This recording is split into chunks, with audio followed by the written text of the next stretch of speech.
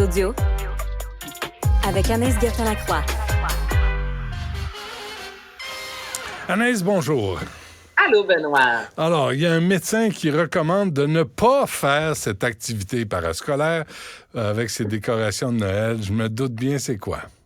Et là, c'est ça. Puis écoute, on en a jasé, toi et moi, la saison dernière, et ce médecin est revenu cette année avec une nouvelle vidéo. Et à chaque fois, ça fait réagir. Et je me dis, s'il le fait chaque année et que c'est un médecin, un professionnel de la santé, c'est sans doute parce qu'il y a des gens qui n'écoutent pas ses conseils. Tu comprends? Donc, il se dit, on va refaire cette vidéo. Donc, mise en contexte, c'est un médecin qui est dans un magasin où il montre justement les ornements de Noël qui font leur entrée. Et c'est surtout les sapins de Noël, je te dirais, qui met de l'avant. Il y a soit des ornements qu'on peut mettre après le sapin ou vraiment des bibelots en forme de sapin de Noël. Et ça peut ressembler à une plug anale, OK, Benoît, pour plusieurs. Toutefois, c'est pas les mêmes matériaux. Donc, c'est là que ça devient, tu sais, quand on dit qu'il faut faire attention, il ne faut pas se les insérer à certains endroits. Donc, je vais vous faire entendre la vidéo et à chaque fois qu'il montre et qu'il dit « Regardez ceci », évidemment, c'est en anglais, c'est qu'il montre toujours un sapin de différentes tailles, de différentes gabarits. Certains ont certains détails, je te dirais. Mais c'est toujours pour rappeler que ça ne va pas ailleurs que sur un objet, un meuble, exactement. Donc, je te fais entendre ça. So Target already has some of their Christmas decorations out, and I feel like I should stop for a moment as a doctor and give a small PSA. Do not put this where it doesn't belong. Do not put this where it doesn't belong. While we're at it, don't put this where it doesn't belong. And this, don't put this where it doesn't belong. Do me a favor and don't put this where it doesn't belong. Mais il dit rien, là, ouais. Or this. Où c'est pas censé aller. Eh ben, je pense que c'est assez clair. Là. Honnêtement, là, c'est Benoît, c'est clair, net et précis qui parle du trou de pète, OK? Parce que c'est vraiment comme une plug anale. Et avec les sapins, certains ont des nervures, donc tu sais, il fait quand même quelques liens. Donc sinon, certains peuvent essayer de l'insérer ailleurs, là. Mais c'est clairement sexuel, Benoît. Ça, là, OK. OK. Parce que c'est dangereux. C'est très dangereux, Benoît. La majorité sont en vitre. Imagine-toi si ça éclate. Et même là, les fameux petits brillants là, qui collent partout, là, on le sait, là, quand il y en a dans le sapin de Noël, on est 6 mois à en ramasser partout dans la maison. Ça colle dans le fond. Donc, imagine-toi si tu t'insères ça dans le vagin ou encore dans l'anus. Là, c'est vraiment à ne pas recommander. Puis, tu sais, c'est drôle, mais en même temps, je me dis, si année après année, ce médecin-là en parle, faites pas ça, s'il vous plaît. Vous avez envie de tenter la chose. Commandez ça en cachette sur Internet. Ça va être livré à la maison dans une petite boîte, mais prenez pas les décorations de Noël.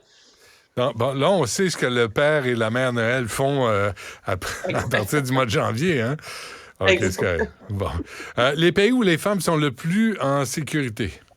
Oui, il y a une récente étude qui a été faite qui se nomme Femmes, paix et sécurité dans plus de 177 pays, Benoît, parce qu'on a mis de l'avant le fait qu'il y a plus de 736 millions de femmes dans le monde. Donc, c'est une femme sur 3 qui a vécu de la violence physique ou sexuelle au moins une fois dans sa vie. Donc, on a regardé, il y avait 13 indicateurs, la justice, la sécurité, l'éducation, le statut de la femme, évidemment, et sans grande surprise, ce sont les pays européens qui se retrouvent en tête de liste. Donc, c'est le Danemark, l'endroit le plus sécuritaire et l'endroit où il fait le mieux vivre pour les femmes dans le monde. Ça en est suivi de la Suisse et de la Suède. Dans les endroits les plus dangereux, le Yémen et l'Afghanistan, donc ce sont vraiment les deux pires pays. Et je trouve que le Canada, on fait quand même un peu pic-pic. On est en 17e position, il me semble. Ah ouais. Ben oui, je m'attendais. Les États-Unis, 37e position, avec tout ce qui se passe, avec toutes les tueries, on dirait que de plus en plus le pays là, régresse en termes de sécurité. Mais le Canada, 17e position, on a encore du travail à faire. Moi, c'est ça. En regardant ça, là, je me disais, il y a une évolution là, dans le statut de la femme et la sécurité, mais on n'a rien... c'est ça. On est quand même 17e sur 167, mais ça demeure pas... On n'est pas dans le top 10. Ouais, c'est pas départagé par région, évidemment. Là, c'est à travers le Canada. Donc, j'imagine qu'il y a des endroits où c'est moins recommandable pour les femmes que d'autres. J'imagine. Dans quelle ville t'habites, donc, toi?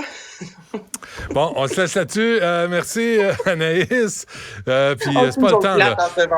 Oui, j'ai vu ça. Sapin de Noël, là, pas là, là. Là, il est trop tôt. On est juste début novembre, là. La règle, c'est quoi, le 1er décembre? Et ça a été prouvé, Benoît, que les gens qui font des décorations de Noël plutôt que les autres sont plus heureux. Et ça a été prouvé scientifiquement. Absolument, c'est ça. Je voulais t'en parler, mais je me disais, il est peut-être trop tôt pour parler de Noël. Mais ça a été prouvé, je te dis, qu'avec le changement d'heure en plus, il va faire noir plus tôt. Mettez-en des guirlandes. Oui, pour on n'est mettre de pas la dans lumière. le camp là-dedans. Mettre de la lumière dans nos vies. Merci Anaïs, merci à Tristan, à Florence et à Cybèle et à Jean-François Roy. Merci à vous et on refait ça la semaine prochaine. Yasmine Abdel-Fadel suit à l'instant.